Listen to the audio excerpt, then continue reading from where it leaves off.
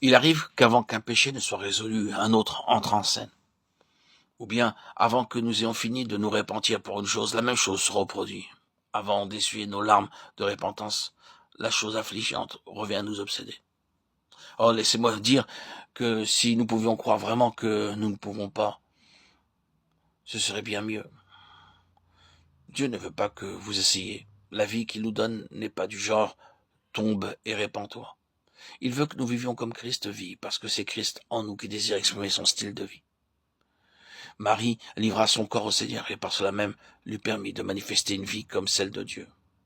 De la même manière, si nous nous livrons au Seigneur et acceptons ce Christ, Dieu fera que nous manifestions la vie que Christ lui-même a vécue. Veuillez noter avec soin qu'être saint et ne pas aimer sa propre volonté, aimer le Seigneur avec sincérité de cœur et lui obéir entièrement, n'est pas quelque chose que vous puissiez essayer de faire ou d'imiter. Cela dépend complètement de Christ, celui que Dieu a pourvu pour nous. C'est ceci le plein salut. Dieu a donné Christ avec deux intentions. D'une part, Christ garde la loi pour nous. D'autre part, il vit en nous, afin que nous aussi, nous puissions garder la loi de Dieu. D'une part, il meurt pour nous, d'autre part, il vit en nous. Au calvaire, il a accompli le salut pour nous. Maintenant, cette œuvre qu'il a réalisée, il la rend effective en nous. Il nous rend justes. Non seulement il obéit à Dieu, mais en vivant en nous, il fait que nous aussi nous obéissions à Dieu. Il n'a pas seulement tout fait pour nous, il fait aussi tout en nous. Ici, nous pouvons comprendre la signification de résurrection. Si Christ n'est pas ressuscité, déclare Paul, vous êtes encore dans vos péchés. 1 Corinthiens 15, 17. Remarquez que l'apôtre ne dit pas ici que la question de péché demeure encore, puisque par la mort de Christ, le problème légal du péché a été classé devant Dieu.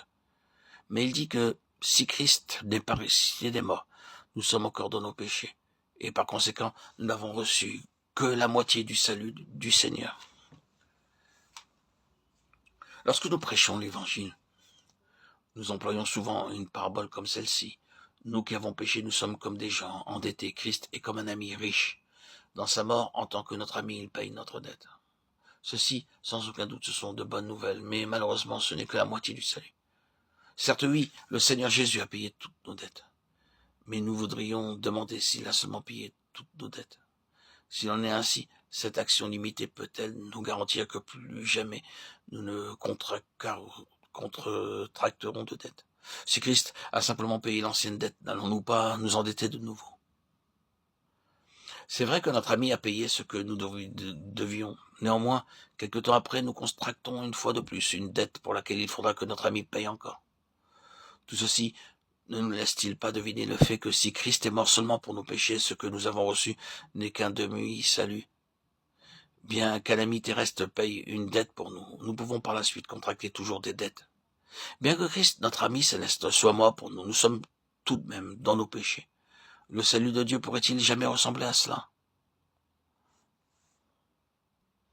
Le salut de Dieu comporte la mort au calvaire du Seigneur Jésus pour nous aussi bien que sa vie en nous.